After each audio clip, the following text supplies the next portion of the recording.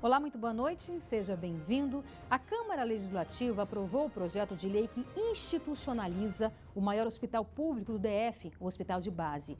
Criado em 1960, o objetivo era concentrar todas as especialidades médicas em um só lugar, para fornecer uma assistência de alto padrão. Mas, ao longo dos anos, essa qualidade no serviço foi ficando cada vez mais distante. Atualmente, o hospital atende 37 especialidades médicas e possui 80 leitos de UTI, mas 30% deles estão fechados por falta de manutenção ou de profissionais. As reclamações são muitas. Os problemas levaram o atual governo a pensar em uma nova forma de gestão. E essa é a ideia do Instituto Hospital de Base, que continuará a ser público, mas terá uma atuação independente da Secretaria de Saúde. A administração ficará a cargo de um conselho gestor, composto por 11 pessoas. A promessa é tornar o funcionamento mais rápido e agilizar, inclusive, a compra de remédios e equipamentos. E para entender melhor como vai funcionar o novo instituto, nós convidamos o secretário de Saúde daqui do Distrito Federal, Humberto Fonseca. Secretário, muitíssimo obrigada pela sua participação no nosso programa, viu? Agradeço pela oportunidade para falar sobre esse assunto. Eu percebo que as dúvidas são muito grandes ainda, talvez a população não tenha compreendido a respeito dessa mudança, dessa alteração. Na prática, para o paciente, o que vai mudar? A linha assistencial do Hospital de Base não muda. Então, a porta de trauma, a oncologia, todas as especialidades médicas, todas as cirurgias, tudo isso continua sendo oferecido ao paciente. A diferença é o modelo jurídico e o modelo de gestão.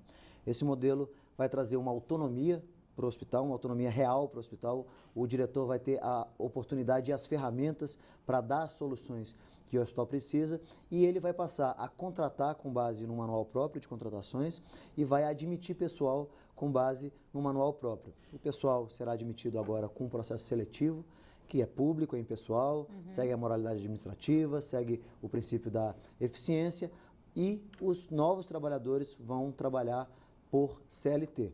Os servidores que hoje estão no hospital, eles podem continuar no hospital cedidos com a manutenção dos seus direitos como servidores públicos.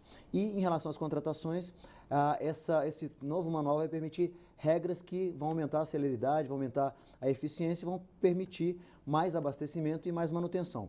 Então, tendo as equipes completas, tendo o abastecimento adequado, tendo manutenção adequada, conseguindo investir em tecnologia, em ensino e pesquisa, tudo isso vai aumentar a qualidade do serviço. Então, estamos falando de um serviço que vai ter mais atendimentos e atendimento de melhor qualidade para a nossa população. A emergência vai continuar da mesma forma? Continua, a grande porta de trauma, o grande centro de trauma do Distrito Federal é o Hospital de Base e, além disso, ele é referência para outras emergências de outros hospitais de forma referenciada. Então, nós vamos manter todas as portas de acesso e todos os serviços que o hospital hoje oferece à população.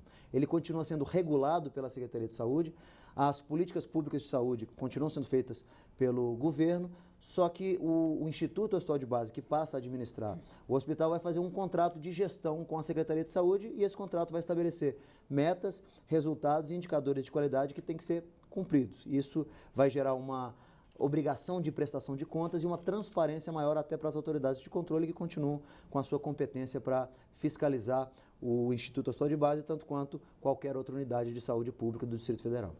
A gente tem uma pergunta aqui de um telespectador, o Ralph Bala, pergunta o seguinte, se o senhor ou a Secretaria de Saúde, o governo, se espelhou em alguma outra experiência, né, com relação a esse instituto, a esses moldes, e segundo ele, como que a gente pode saber se realmente vai dar certo? A experiência em que nós espelhamos mais foi a experiência da Rede Sara, que tem um modelo de serviço social autônomo desde 1991. É uma lei federal que foi editada e nós nos espelhamos nessa lei. No entanto, ao longo desses 26 anos, houve uma evolução jurídica em relação a esses modelos e, inclusive, com uma decisão do Supremo Tribunal Federal, na ADIM 1864, que deu o balizamento para esse tipo de instituição funcionar com ainda mais eficiência. Então, isso tudo foi incorporado ao texto do projeto e foi aprovado pela Câmara. Nós temos também outros dois exemplos na saúde de serviço social autônomo. Um é do ProSaúde, no Acre, que administra toda a rede de saúde, e o outro é o Hospital Metropolitano Célio de Castro, em Belo Horizonte, que administra um hospital que está em fase de implantação. Não há experiências ruins desse modelo, é um modelo relativamente novo, mas que funciona desde 91 na Rede Sara. É claro, como tudo que é novo traz o medo, né? O novo traz esse receio, as pessoas têm esse receio. Fala-se muito, já ouvi falar, vai privatizar o hospital. Não se trata de uma privatização, até porque quem vai gerir é esse conselho formado por 11 conselheiros, é isso? E o presidente desse conselho, até onde eu sei, é o próprio secretário de saúde? Exatamente. Na minha concepção, a privatização é você vender um bem público para o privado prestar o serviço, ainda que seja um serviço público. Não tem nenhuma venda do hospital. É simplesmente o próprio Estado utilizando uma estrutura jurídica mais eficiente, mais inteligente para prestar o mesmo serviço. Então, acho que não cabe falar em privatização, em terceirização. É uma estrutura que se rege por normas de direito privado, mas que tem que seguir princípios de direito administrativo, como o princípio da publicidade, da impessoalidade, da moralidade administrativa, da eficiência e da economicidade. Tudo isso está previsto não só nessa decisão do Supremo, como também no próprio texto da lei que aguardamos que a Câmara envie para o governo para que seja feita a sanção e assim iniciar os próximos passos para a implantação do Instituto na administração do Hospital de Base. Para que a gente possa compreender, aonde que a iniciativa privada entra? Qual vai ser a responsabilidade? Qual vai ser a autonomia? A iniciativa privada não faz parte da gestão do Hospital de Base, não há nenhum capital privado no processo decisório, é uma estrutura pública, mas regida por princípio de direito privado. Então teremos 11 conselheiros, os 11 conselheiros serão nomeados pelo governador e 5 deles serão indicados por entidades da sociedade civil para dar uma composição democrática para esse órgão que tem uma competência normativa sobre as atividades do hospital. Esse conselho, além de gerar todos esses documentos, né, o manual de contratações, o manual de admissões, o manual de fiscalização e controle, o regimento interno, o contrato de gestão com a Secretaria de Saúde, ele também vai escolher uma diretoria executiva. E é essa diretoria executiva que vai fazer o dia a dia do hospital e tomar conta de tudo que é necessário para que um hospital desse porte funcione. E não é nada simples, é algo muito complexo. É uma cidade, praticamente. Sem dúvida, são 55 mil metros quadrados, são 3.500 servidores, são feitas mais de 500 mil consultas por ano no Hospital de Base, então realmente o orçamento do Hospital de Base é de 602 milhões de reais por ano, é maior do que grande parte dos municípios brasileiros, então realmente é uma estrutura gigantesca. E com relação a esse conselho, né, tudo vai caber, tudo que a compras de material, porque a gente falou aqui que a ideia é agilizar, inclusive, porque a gente sabe que naturalmente é importante que se tenha uma burocratização no Estado, quando você vai gastar esse dinheiro, comprar medicamentos, comprar equipamentos. Como é que vai ser isso na prática? As normas que hoje a saúde que são impostas à saúde para fazer essas compras são cruéis com o gestor. O tempo de uma licitação pode chegar a mais de um ano. E isso é absurdo, porque o tempo da saúde não é esse. A gente tem que dar resposta muito mais rápida. O conselho não vai fazer as compras, ele vai estabelecer como as compras serão feitas com um manual que tem que seguir todos os princípios que eu lhe mencionei. A diretoria executiva vai fazer essa compra, então vai haver autonomia. Hoje as compras são todas centralizadas num órgão da Secretaria de Saúde, chamado SUAG, né, Subsecretaria de Administração Geral, e isso gera uma dificuldade. Então, a estrutura centralizada é ruim e as normas são inadequadas à saúde. Elas não foram pensadas para a saúde. As normas da Lei 8666, que é a Lei de Licitações, foram pensadas para outras coisas, principalmente para fazer obra, né, para fazer outras compras de diferente complexidade. Então, com normas mais adequadas, mais adaptadas à necessidade da saúde, nós teremos condição de fazer com mais eficiência isso que é necessário. E a vida de um hospital tem muitas contratações envolvidas, né? Então é preciso comprar medicamento, insumos médicos hospitalares, é preciso fazer a manutenção de equipamento, comprar novos equipamentos, é preciso contratar uma série de serviços, vigilância, limpeza, alimentação, lavanderia, manutenção de estruturas físicas, ar-condicionado. A gente poderia ficar aqui falando muito tempo sobre tudo que é necessário para fazer um hospital funcionar. E tudo isso vai ganhar em agilidade com a nova estrutura. Tudo bem, então agora a gente vai fazer um breve intervalo, volta daqui a pouco, não saia daí, a gente espera você.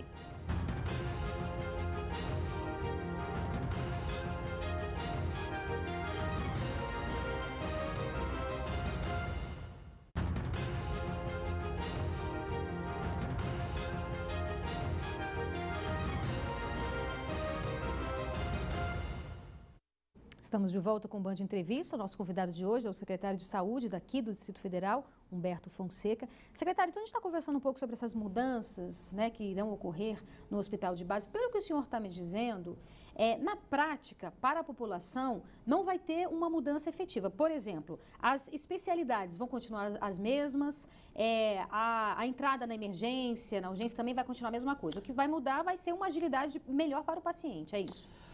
A linha assistencial, como eu disse, né, tudo que o hospital hoje oferece continuará mantido. A diferença é a qualidade do atendimento e o número de atendimentos. Todos os serviços do hospital serão regulados pela Secretaria de Saúde num complexo regulador que está sendo preparado e será entregue à população. Então, o acesso será via regulação, através da atenção primária, como é feito hoje, e as portas de emergência continuam abertas. Repito, a diferença é o modelo de gestão, que vai permitir mais atendimento e atendimento com mais qualidade. Para o governo, o que vai mudar?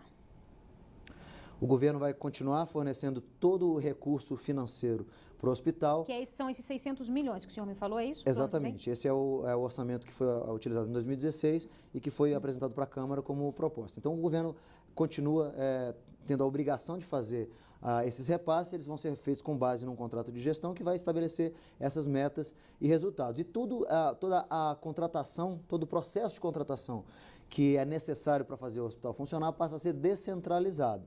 Então, não será mais feito pela Secretaria de Saúde, mas pelo próprio hospital, numa estrutura de compras que será criada no âmbito do Instituto Hospital de Base. Não vai ser necessária a licitação? A licitação da forma como conhecemos, a Lei 8666, não, mas será necessário cumprir passos que garantam transparência, publicidade, efetividade, impessoalidade, vinculação ao instrumento convocatório. Tudo isso está mencionado no texto da lei. Quem vai fiscalizar o que está acontecendo no hospital de base, o que vai acontecer?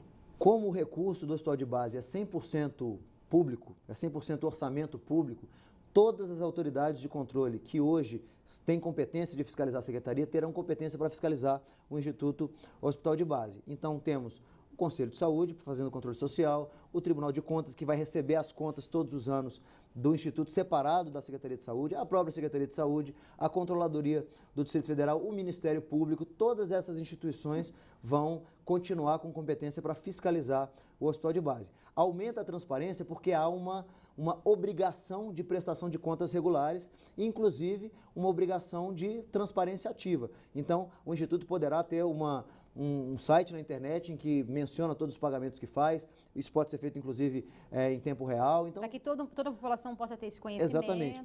O modelo traz na sua essência essa obrigação de prestar contas, porque ele trabalha com base em resultados, com base em desempenho. Então, ele tem que demonstrar que atingiu os resultados e não só isso, ele tem que demonstrar como gastou o dinheiro público. Então, cada nota fiscal que foi emitida, cada contratação vai poder ser fiscalizada e, mais do que isso, a gente vai ter uma base de comparação, porque a Secretaria de Saúde, para os demais hospitais, vai precisar continuar comprando.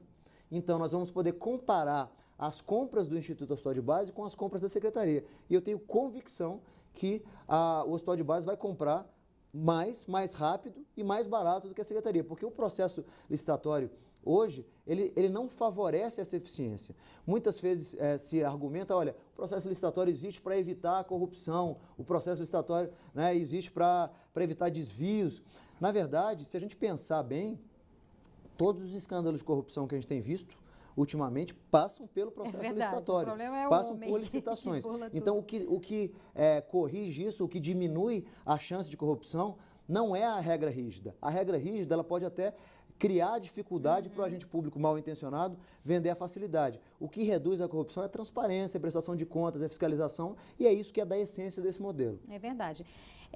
Eu vi algumas comparações com o Hospital de Santa Maria. O que a gente poderia falar nesse sentido, até mesmo para que a população possa compreender?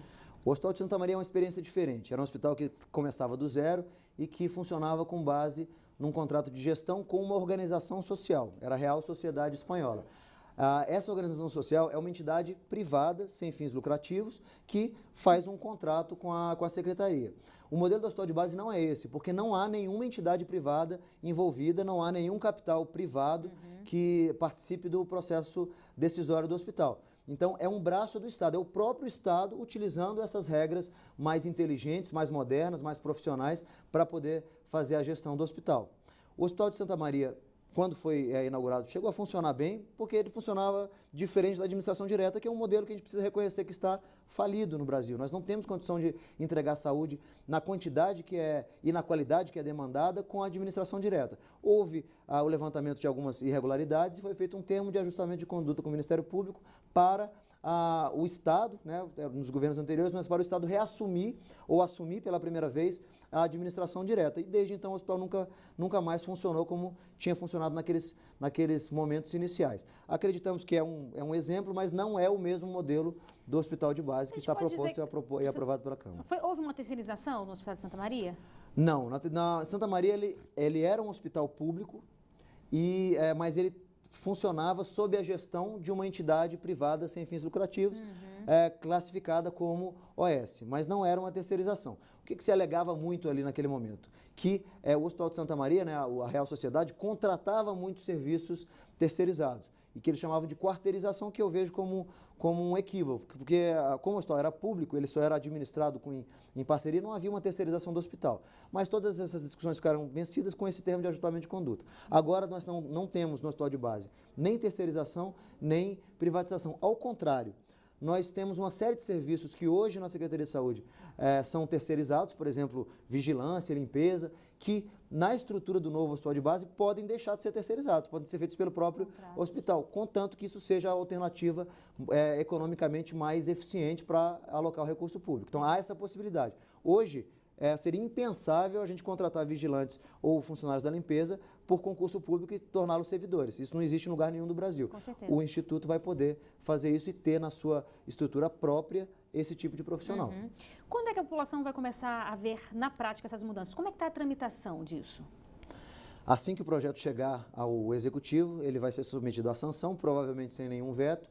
Depois disso, o governador vai, por decreto, criar o Instituto, porque a lei é meramente autorizativa, vai compor o Conselho de Administração, que vai aprovar o Estatuto do Instituto Hospital de Base, o regimento interno, o manual de admissões, o manual de contratações, o manual de fiscalização e controle e, finalmente, o contrato de gestão com a Secretaria de Saúde, que vai estabelecer as metas e resultados. Somente com a vigência do contrato de gestão, que é a última fase, o Instituto assume a administração do hospital de base. Até lá ele continua sob administração direta, nós estamos prevendo um prazo de 6 meses para construir tudo isso, mesmo porque não é simplesmente escrever, a gente tem que conversar com os servidores, temos que conversar com os sindicatos, temos que conversar com as autoridades de controle para fazer isso de forma transparente e, a partir de janeiro, esperamos que o hospital já esteja sob a nova administração e já comece a dar os resultados. Esperamos que no meio do ano que vem fique muito claro que esse modelo de gestão é mais eficiente e está entregando mais para a nossa população.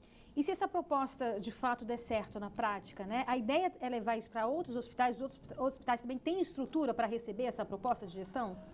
Qualquer hospital pode receber essa estrutura, eu acredito inclusive que é recomendável, mas provavelmente neste governo, até 2018, nós não teremos o tempo suficiente para fazer para outro hospital. Mas se mostrando um modelo mais eficiente, eu tenho certeza que vai se mostrar, nós vamos sim precisar pensar em expandir isso para as outras unidades, porque eu acho que é obrigação do gestor público. Se ele tem duas opções, uma é muito mais eficiente que a outra, ele não tem só a prerrogativa, ele tem o dever de escolher o modelo de gestão que é mais eficiente, que gera mais entregas para a população. Ok. Agora a gente faz mais um breve intervalo, é bem rápido, não saia daí, a gente espera você.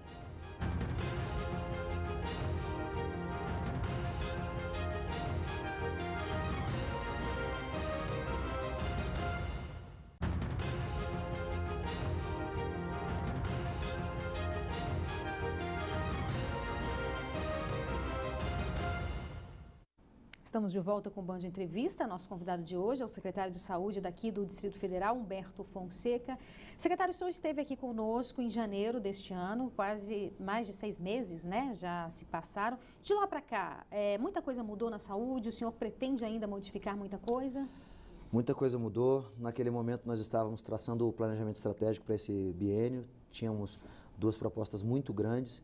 Uma era a formação de um complexo regulador para que todos os serviços fossem organizados e regulados, para a gente poder dar a saúde de acordo com a maior necessidade das pessoas. E o segundo era, eu considero o nosso projeto número 1, a transformação da nossa atenção primária em estratégia de saúde da família. Esse, eu acho que é o maior legado que a gente pode deixar para a nossa população, uma atenção primária que funcione. Hoje nós temos muitas filas nos hospitais, muitas filas nas UPAs. Isso existe porque nós não temos uma atenção primária eficiente. 70% dos pacientes que estão nos hospitais são classificados como de baixa gravidade, né?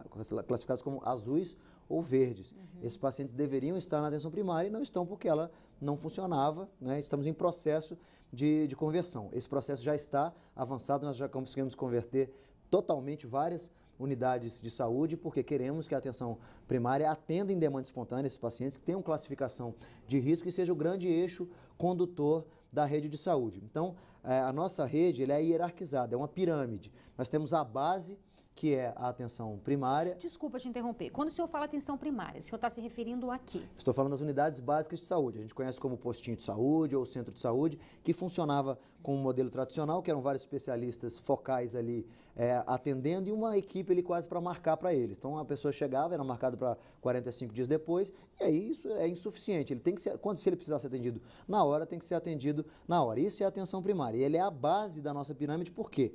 Porque 85% dos problemas de saúde da população tem que estar cobertos pela atenção primária. E a ponta da pirâmide é o hospital de base, é a atenção terciária. Entre esses dois níveis, a gente precisa do complexo regulador, que é o que vai organizar as filas, organizar o acesso às especialidades, às cirurgias, aos exames de alta complexidade. Então, com esse investimento nessa organização da rede, a gente tem uma capacidade muito melhor de dar a saúde no nível correto e, vamos dizer, na complexidade correta para cada pessoa. Quem tem que estar no hospital não é o paciente que está com dor de garganta ou que está com uma dor no joelho, não é? Uma dor crônica. Esse paciente é paciente da atenção primária. O hospital ele tem que estar preparado para receber o paciente grave. Só que enquanto a atenção primária não estiver bem estruturada para isso, o hospital vai ter que atender. Então as pessoas elas têm como ponto de contato com o serviço de saúde o pronto-socorro, isso tem que acabar. Entendi. É uma cultura até.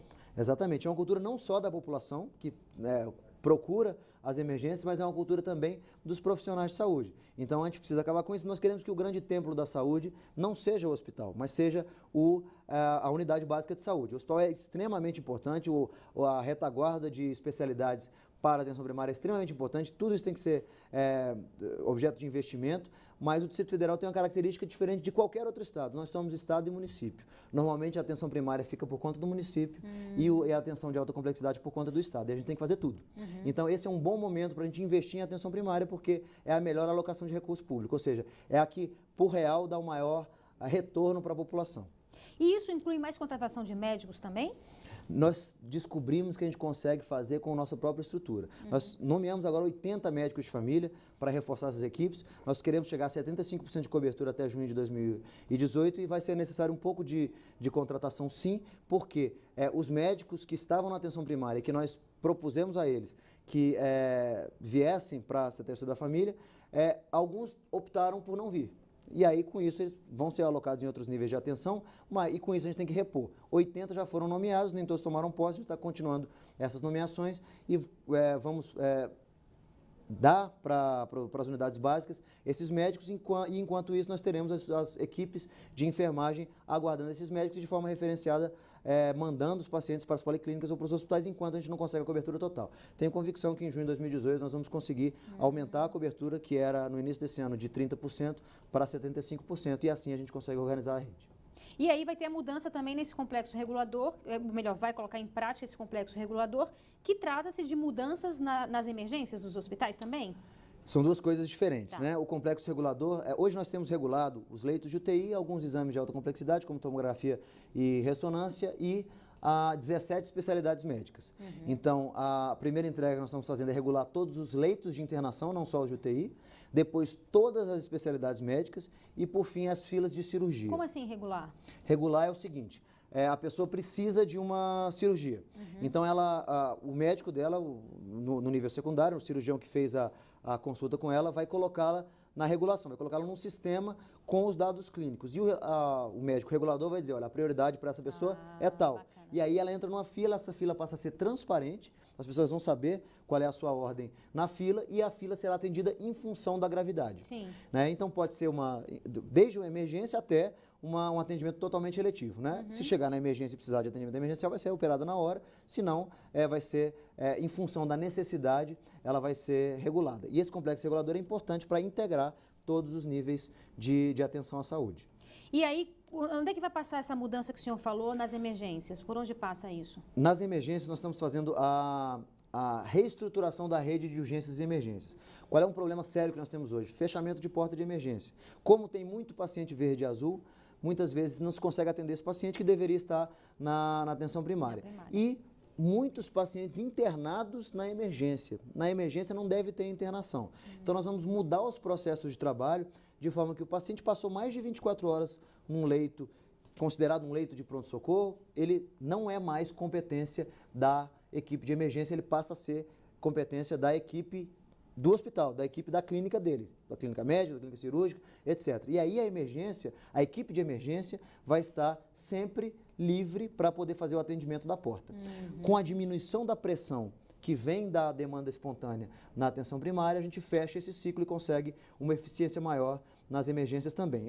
Vamos também criar bandeiras de contingenciamento para dizer, olha, se restringir a porta, tem que fazer isso, tem que fazer isso, tem que fazer isso, e gerar responsabilidade para o gestor, para que não haja fechamento de porta nas emergências. Secretário, muitíssimo obrigada pela sua participação, boa sorte aí nesses projetos, porque realmente, quando a gente fala de saúde, né, como o senhor falou, as pessoas não podem esperar, quem está sentindo dor, quem está precisando de uma cirurgia de emergência, realmente é complicado esperar, aguardar. Por isso, boa sorte nesse trabalho, que a gente sabe que não é fácil, é um trabalho árduo, mas a gente percebe aí que ideias e boa vontade, ao menos, existem, né? Agradeço pela oportunidade e sempre que quiserem estou à disposição. Ok, muito obrigada. E o Band Entrevista de hoje fica por aqui. Muito obrigada pela sua audiência e companhia. A gente volta na próxima semana. Agora você fica com o Jornal da Band. Boa noite, até mais.